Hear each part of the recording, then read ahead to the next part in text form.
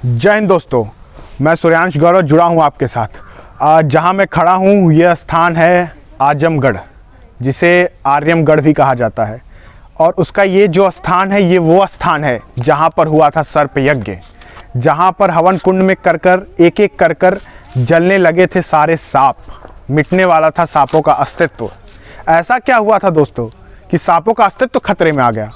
ऐसा क्या हुआ था कि सांपों को एक मनुष्य के आगे विनती करनी पड़ी कि हमें छोड़ दीजिए। 84 बीघे में फैला ये ताल, 84 बीघे में फैला ये सरोवर। आप कहेंगे कि 84 बीघे का सरोवर आखिर किसने ये बनवा दिया, ऐसा क्या हुआ? लेकिन दोस्तों अभी जो आज के समय में ये जो सरोवर है, वास्तव में ये सरोवर नहीं है बल्कि ये एक हवन कुंड है। और ये हवन कुंड पूरा 84 बीघे में बनाया गया था। कहानी है त्रेता युग की, त्रेता की माफ़ करिएगा दोस्तों, द्वापर युग की कहूँगा। द्वापर युग की ये कहानी है। द्वापर युग में राजा परीक्षित के पुत्र राजा जन्मेजय ने यहीं पे करवाया था सर्पों के विनाश के लिए यज्ञ।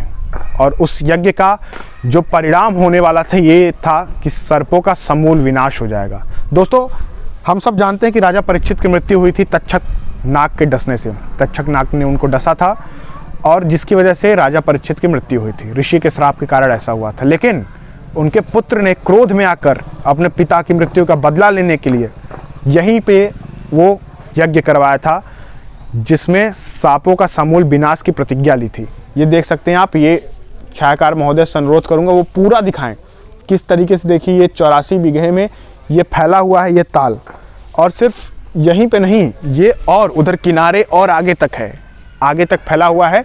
और इसमें हर मौसम में 12 महीने पानी भरा रहता है और जल स्वच्छ है। जल स्वच्छ है, पूरी तरह से प्राकृतिक और सौंदर्य का अनुभव यहाँ हो रहा है। उसका लुत्फ आप उठा सकते हैं किस तरह से। और चारों तरफ जंगल है। ये तालाब है जो अब तालाब हो चुका है। और लोग कहते हैं कि इसी में अंदर हवन कुंड है। राजा जन्मेजय का हवन कुंड इसी के अंदर है। यहीं पे सर्प के विनाश के लिए यज्ञ हुआ था। और जो मान्यता है वो मान्यता ये है कि अगर किसी को सर्प काट लेता, पहली बात तो इस क्षेत्र में किसी को सर्प काटता नहीं है। अगर गलती से काट लिया तो वो अगर इस कुंड में स्नान कर लेगा तो उसका जो सर्प का विष है वो उतर जाएगा। दूसरी क्या है, दूसरा चीज़ है कि इधर रास्ते में चलते हुए अगर आपको सांप मिल जाए तो आप राजा जन्मेजय का नाम ले लीजिए। राजा जन्मेजय के नाम मात्र से ही वो सर्प रास्ता बदल देगा और आपको काटेगा नहीं। ऐसा क्यों?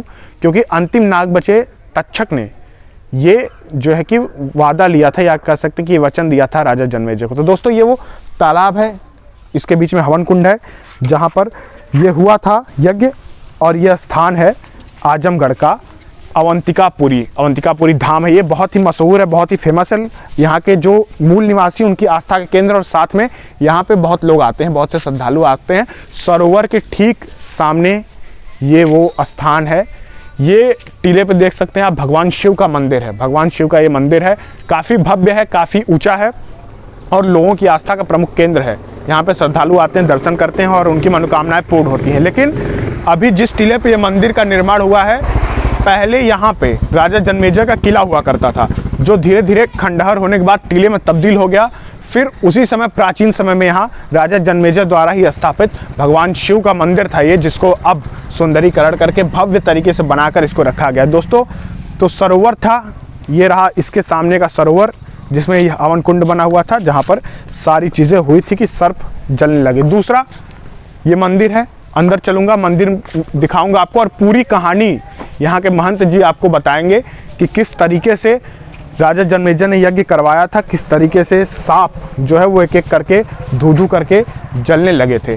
तो अंदर चलता हूँ और आपको बताता हूँ। दोस्तों ये वो मंदिर है, सामने सरोवर के सामने ये भगवान शिव का मंदिर है, राजा जन्मेजय द्वारा ही स्थापित है, बहुत ही प्राचीन मंदिर है। इसके अंदर ही लेके आ रहा हूँ मैं आपको। और ये देखिए, ये शिखर है मंदिर का, सामने यज्ञशाला भी बनी हुई है, ये सामने भगवान हैं, उनका मंदिर है, इधर आश्रम है और यहीं पे गुरु जी हैं। गुरु जी हमको सारी जानकारी देंगे इस विषय में, इसके बारे में कि क्या है यहाँ के इतिहास, कैसा है, कैसी श्रद्धा लोगों की। तो गुरु जी हमारे साथ हैं और गुरु जी सब कुछ बताएंगे। गुरु जी सबसे पहले तो बहुत बहुत धन्यवाद आपका, समय दिया आपने। गुरु जी इस मंदिर का इतिहास क्या है और क्यों ये इतना प्रसिद्ध है, लोगों की आस्था का केंद्र है? इस मंदिर का इतिहास यही है कि जैसे सतयुग बीता, द्वापर बीता, त्रेता युग बीता, 3 युग बीत चुके, चौथा युग आया कलयुग युग जी। तो कलयुग जो आया तो ये जो है अपने यहाँ राज करने के लिए राजा परीक्षित से बोला कि महाराज जी हमें आपके राज में जगह चाहिए। अच्छा। तो राजा परीक्षित जी ने बोला कि हमारे राज में आपके लिए जगह नहीं है, क्योंकि तुम अच्छे काम करोगे नहीं, हर एक जगह उल्टा सीधा कार्य करोगे, करवाओगे, इसलिए हमारे यहाँ जगह नहीं दिया। और बाद में उनकी मृत्यु भी हुई सर्प काटने से।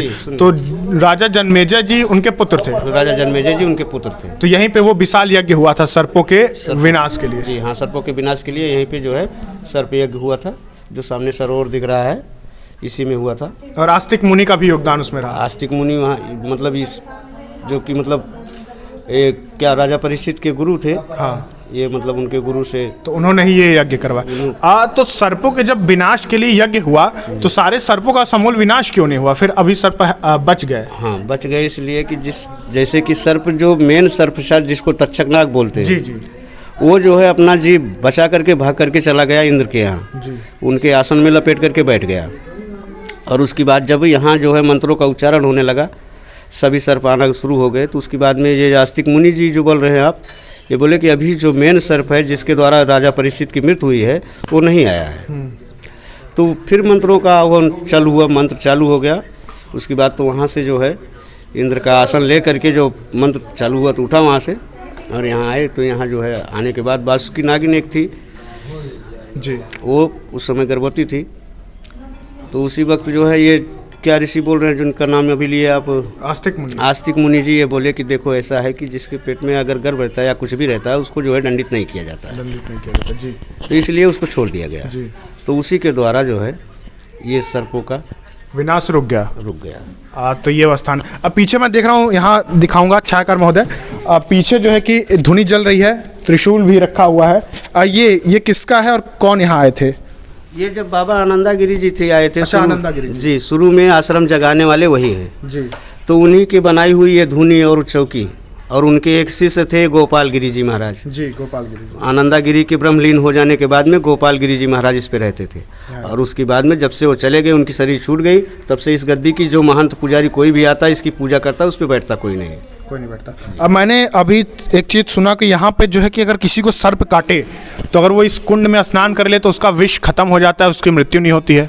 हाँ ऐसी भी है, जैसे कि मतलब किसी भी प्रकार से सर्प काटता है तो स्नान क्या, यहाँ तो पहले वाले जो बाबा थे वो दवा ववा देते थे, और उसके बाद में राजा जन्मेजय जी का नाम लेकर के कुछ कार्य कर दिया जाता है, मंत्र वगैरह, तो सब मतलब ठीक हो जाता है, उसका विष नहीं चढ़ता है। हाँ। आदमी बच जाता है। तो ये वास्तविक बात है या सिर्फ कहने की बात? नहीं, सत्य बात है। सत्य बात है। क्या बात है, वो बहुत अच्छी महिमा है इसके बारे में। यहाँ पे और कोई धार्मिक आयोजन जो लोगों के आकर्षण का केंद्र हो, आस्था का केंद्र हो? हाँ, ये जो साल भर में कार्तिक पूर्णिमा आती है जी, इस पे 24 घंटे के लिए मेला बहुत जोरदार लगता है। अच्छा, एक दिवसीय मेला लगता है? एक दिवसीय मेला लगता है। अच्छा। इसमें क्या है कि जो है मतलब बाहर से दूर दराज से लोग आते हैं, स्नान करते हैं, उसके बाद अपना जो भाव रहता है उसी हिसाब से दान उद्दान करके तो जाते हैं, सबकी मनोकामना पूर्ण होती है। भगवान भोलेनाथ का ये मेन आश्रम है। अच्छा।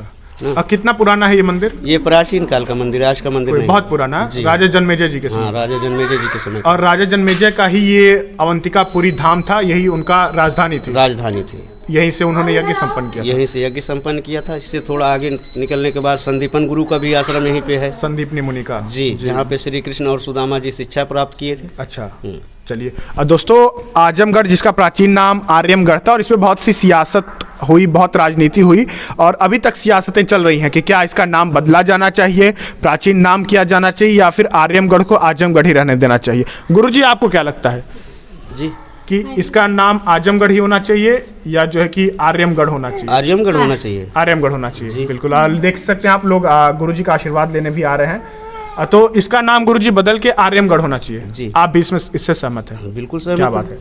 तो ये प्राचीन हिंदू लोगों की मान्यता है कि जो प्राचीन चीज़ थी वो बनी रहे और इससे लोग जागृत हो, और जो है कि हमारी संस्कृति निरंतर चलती आ रही है, और लोग आशीर्वाद भी ले रहे हैं बाबा जी का। तो ये वो स्थान रहा सर, देखा आपने कि किस तरीके से ये है, आश्रम है, धुनी जल रही है, साथ में इधर यज्ञशाला भी है, देख सकते हैं, उधर यज्ञशाला है, और ये भगवान का भव्य मंदिर भगवान शिव का है। शिखर देख सकते हैं आप, अंदर अन्य भी भगवान है, राम लक्ष्मण जानकी जी का, हनुमान जी का, सबका यह स्थान है, लोग आते हैं, दर्शन करते हैं। तो दोस्तों, ये एक टीले पे स्थित मौजूद ये मंदिर है, बहुत ही पुराना मंदिर है, और वो सामने वो सरोवर रहा जहाँ पे राजा जन्मेजय ने सर्पों के विनाश के लिए यज्ञ किया था।